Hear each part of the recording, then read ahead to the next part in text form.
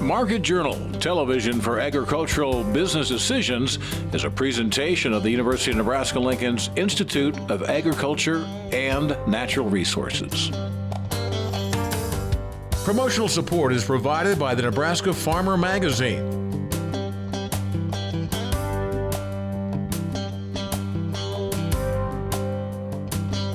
Hello everyone, and thank you for joining us this week on Market Journal. I'm Bryce Duskett. As the month of May continues, we appreciate you taking time out of your busy schedule to join us here on the show. Coming up on today's program, a look at both the grain and livestock markets. We'll also be joined by Hejny of the Nebraska LEAD Program to learn more about it. Those stories are coming up here in a few moments, but first.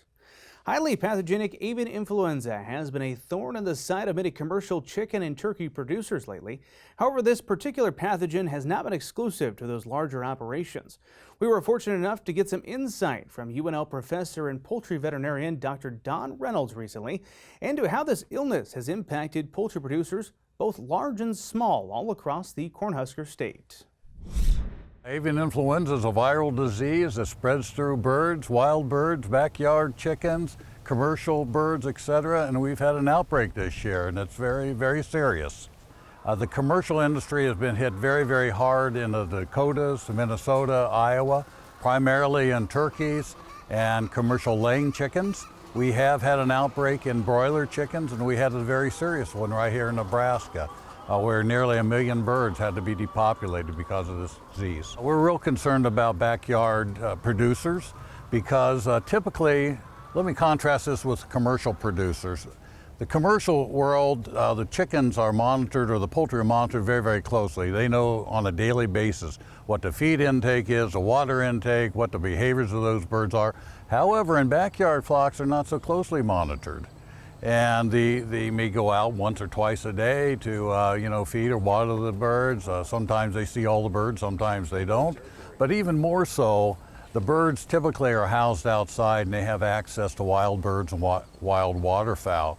And in this season where we have all these migrating waterfowl and birds, and now we have spring upon us and a lot of wet, moist conditions, this is a perfect time for the spread of the virus. So what we suggest the backyard flock owners do is to limit the exposure to outside and to those wild birds. So bring them inside if you can. Make sure you wall off or separate the feeders and the waterers so that wild birds don't fly in, get a free meal, and expose those their chickens. Just be very, very careful with your chickens. Don't go having swap meets and taking. Now, Nebraska has put a moratorium on any kind of poultry event until at least May 1st.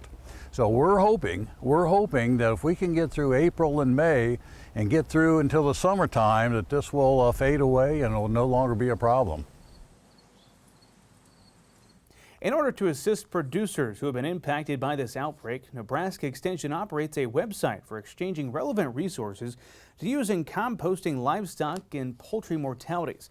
Municipalities, lawn care companies, farmers, or really anyone else with access to large quantities of carbon sources can help these producers with composting needs by listing your resources for sale or for donation. Those would include wood chips, hay, corn stalks, sawdust, or other wood shavings. You can visit the UNL Disaster Care website. It is disastercare.unl.edu to set up a profile and list your resources. Up next, we break down the latest happenings in the grain market. Joining us this week was Darin Fessler of Lakefront Futures and Options. As the week began, it was a risk-off market for all sectors. As we've continued through the week, the outside equities continued to be a concern regarding inflation. We discussed those topics and more with Darin on Wednesday afternoon, but began the conversation by getting his general thoughts on the grain markets. You know, I think there's a lot of things that are affecting it, and it's probably more or less outside markets right now.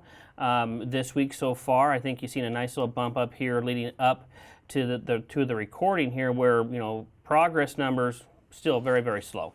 And I think that has a little bit people concerned in case those models do change. I'm not too concerned about how Illinois is going to look. I think Illinois is going to hammer out a lot of acres this week, and then Iowa as well, Nebraska. But where I am more concerned longer term, medium term, is the Dakotas, North Dakota in particular. that could have some bigger impacts as we go on here and we approach that June 30th report where we'll get that acreage adjustment. I'm glad you mentioned the crop progress because Jim in Southwest Nebraska wrote us this week and wanted us to ask you, is too much attention being paid to the crop progress reports each week? Based on what you're saying, it sounds like there's reason to be concerned more north of us, right? Yeah, I mean, I think the crop progress, it's important to note how the planting progress is going.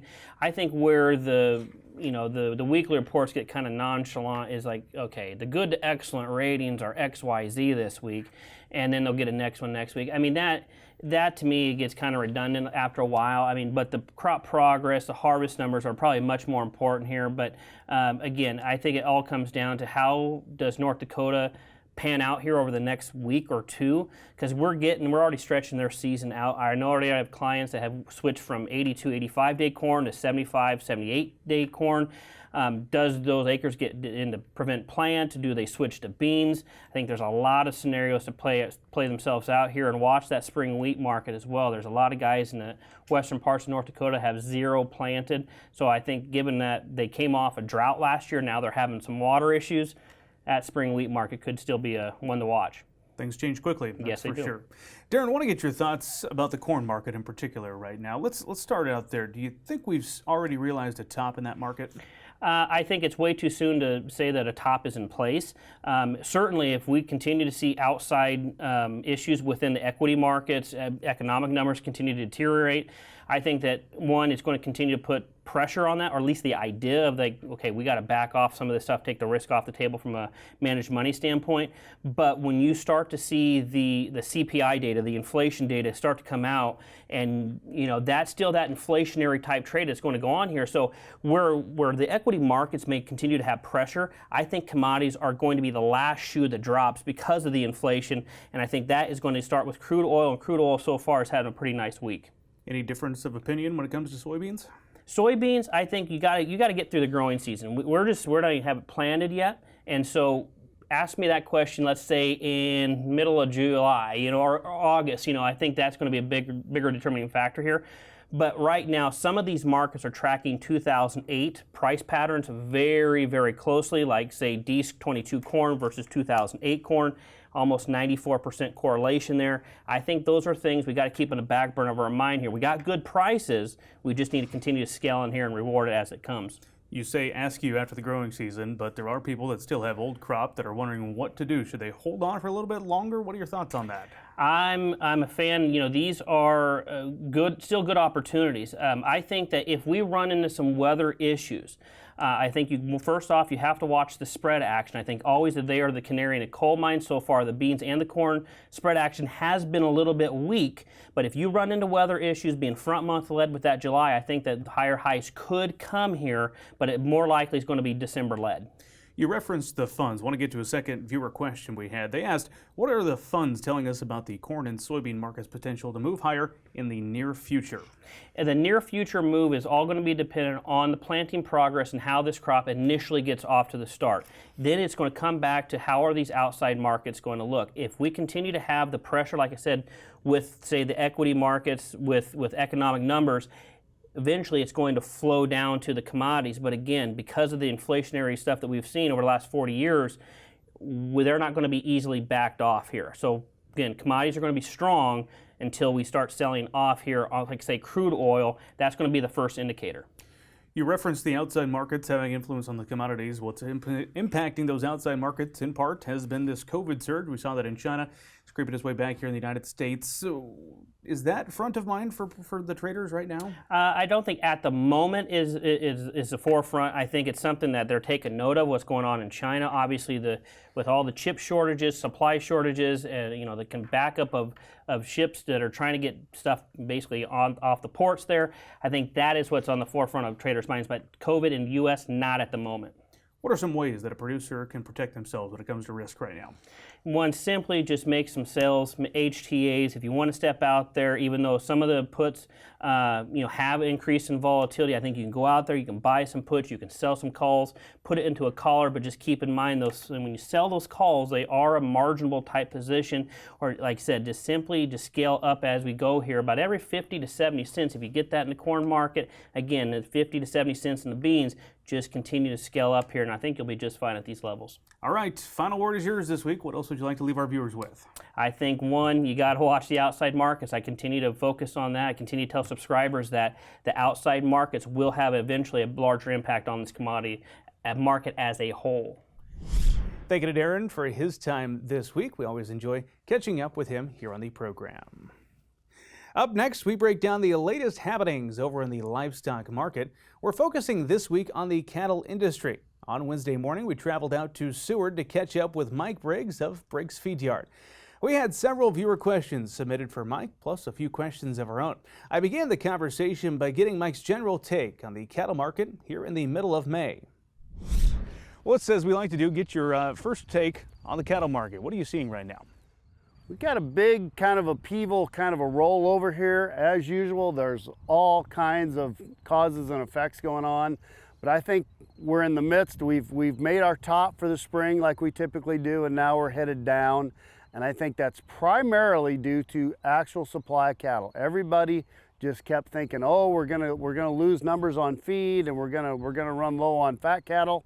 No. And the last report showed that. Everybody thought it was going to be 98% placements, and it was 102.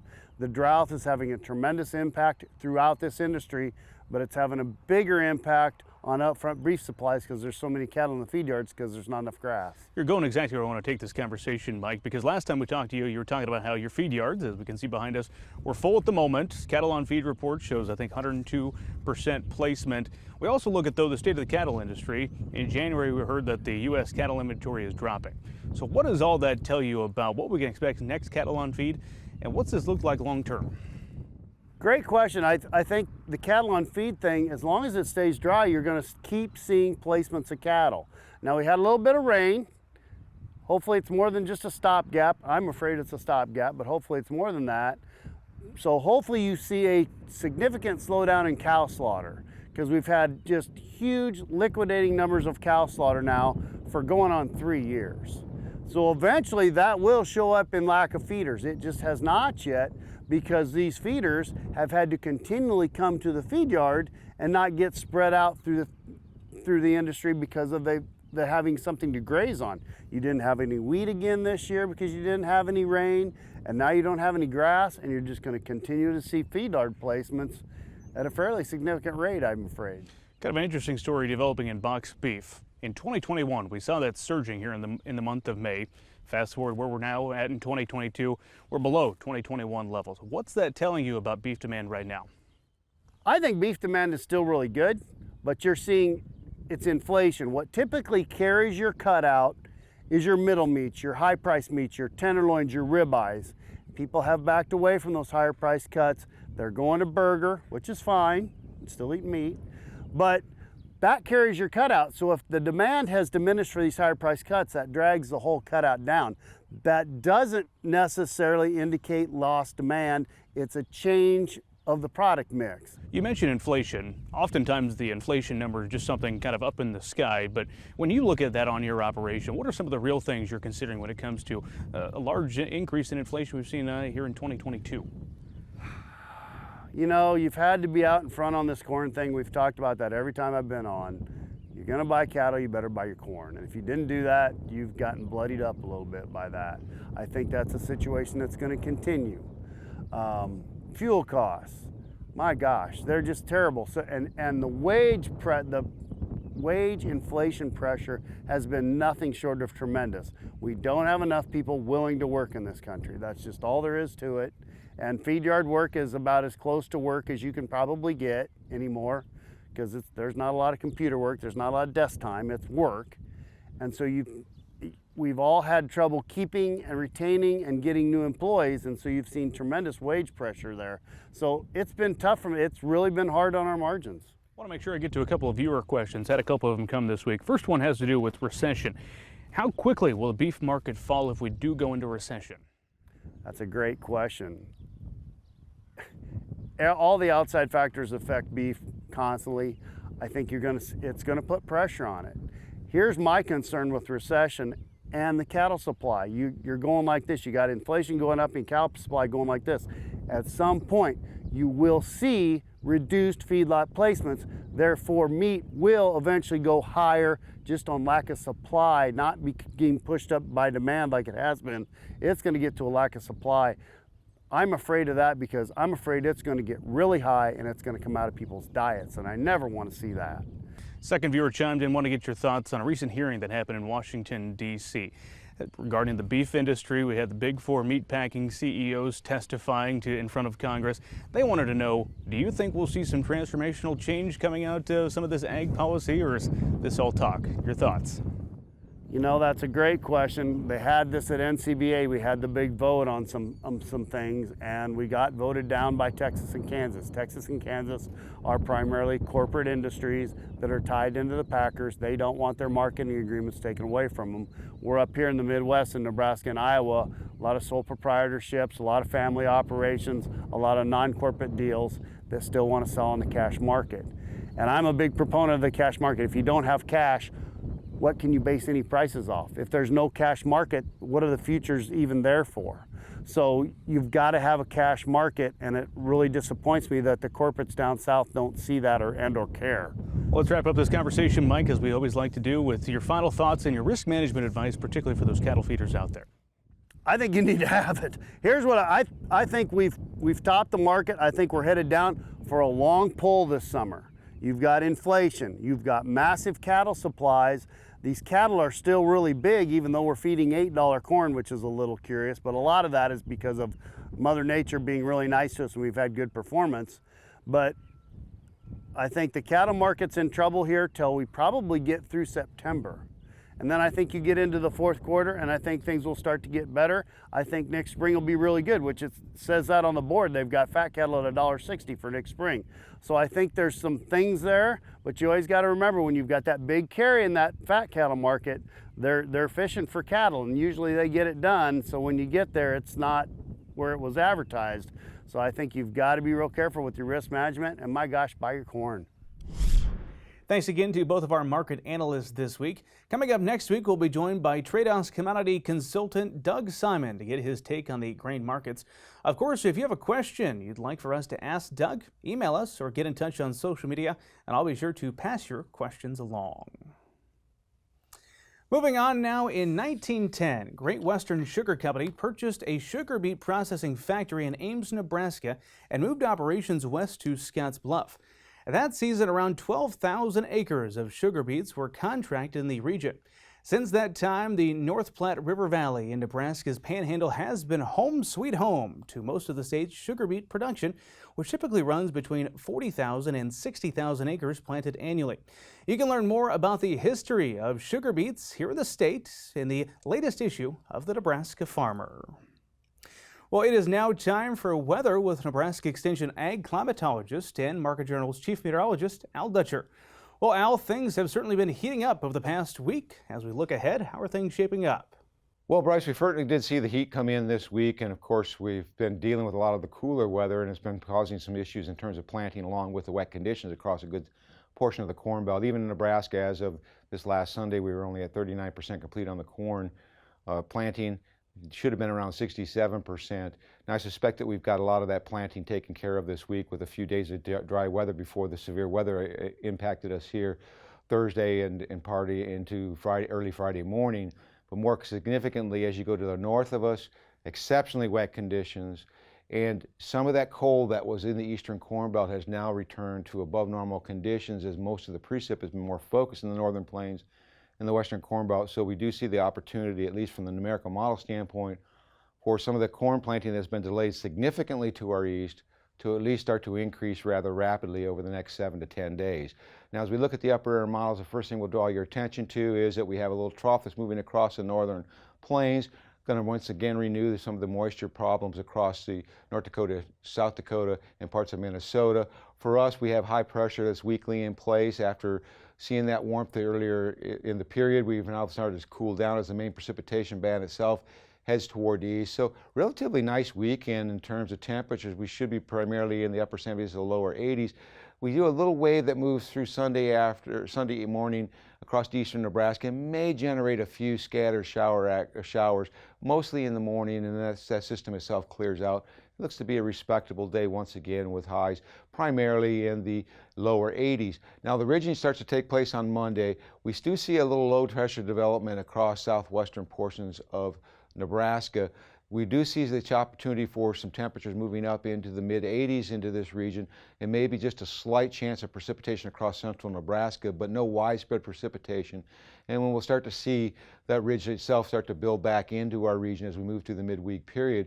On Tuesday, low pressure at the surface moving across to Oklahoma may generate some thunderstorm activity in the southwest Nebraska all the way through eastern Kansas. That may lift into southern Nebraska, but more importantly, a big trough starts to take shape over the western United States as we get into Wednesday. The surface low starts to develop over northern Oklahoma and into Colorado. That's going to have the ability to generate a few isolated pockets of thunderstorm activity, but no widespread concentrated area. By the time we get to Thursday, this trough starts to really deepen. That's going to increase our moisture flow from the south. It's going to get humid. We're going to see temperatures moving up into the mid 80s, possibly upper 80s in the southwest as low pressure starts to develop over southwestern Kansas. Once again, we'll see renewed thunderstorm activity across the Dakotas, but more importantly, as we get into Friday, it looks like this energy starts to eject out and is positioned in such a place that at this point in time it would favor most of Kansas and Nebraska for seeing some thunderstorm development, particularly Friday. You can kind of see the systems developing, and that will move across the state as we progress through the day. So it's our best opportunity for severe weather. As we go a little farther out into the future, that takes us from next Thursday to the following Tuesday. We're looking at well above normal temperatures across the southeast with high pressure in place. Upper air trough moving across the North Pacific Northwest of the Northern Plains brings below normal temperatures. And in terms of precipitation, with that system coming out next Friday, widespread area of increased heavy precipitation. I suspect we'll see some further planting delay issues coming out of Iowa and Illinois with this renewed heavy precipitation. The biggest question is how much will get planted in that amount of time. For Nebraska, I think we're going to be ample opportunities to get our crops in, even with this latest precipitation event. Thank you for that information, Al. Finally today, the Nebraska LEAD Program is looking for qualified applicants for LEAD Class 40.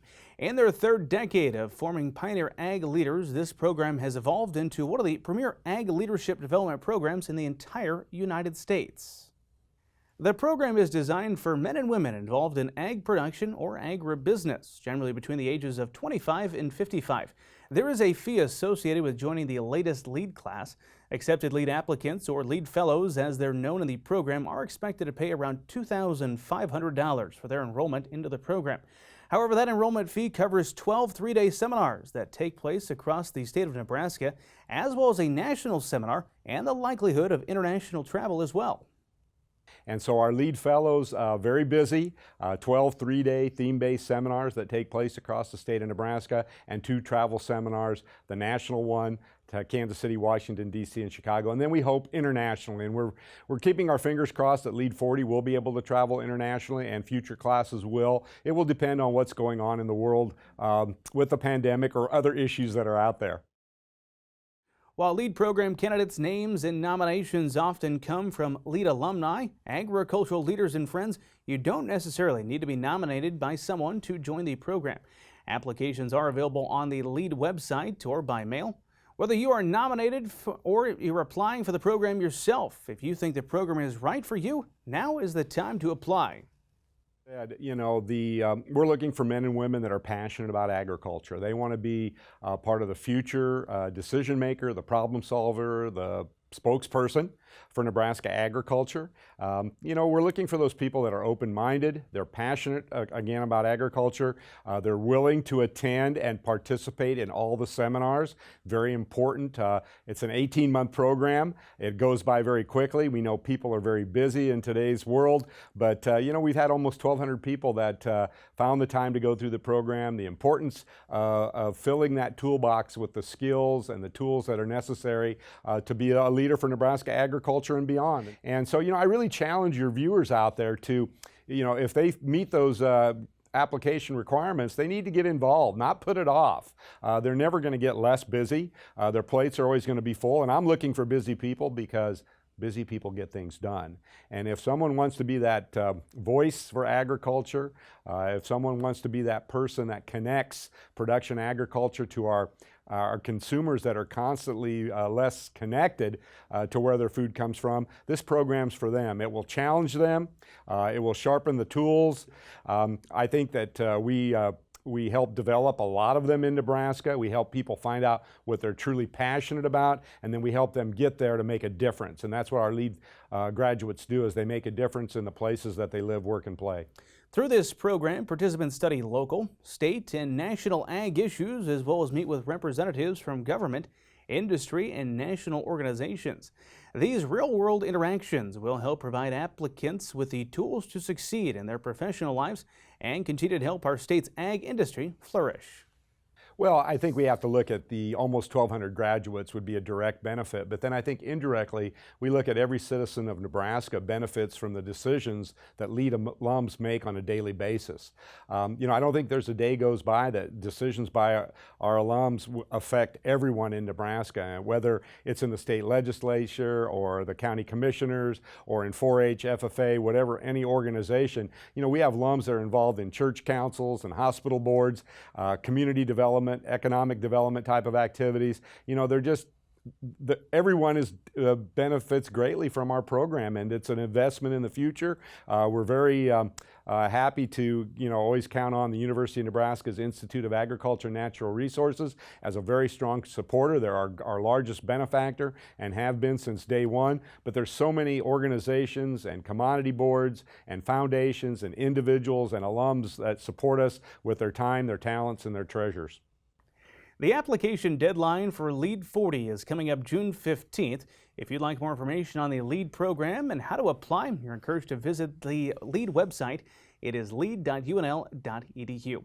If you have any questions, you can also feel free to reach out to the LEAD program via email. It is leadprogram@unl.edu. Well, that is going to do it for this week's show. Remember, if you missed a story, you can subscribe to the YouTube channel and follow us on social media to join in on the conversation. Until next time, I'm Bryce Duskett. Thanks for watching. Join Market Journal online at marketjournal.unl.edu. You can also follow us on Twitter, Instagram, and Facebook.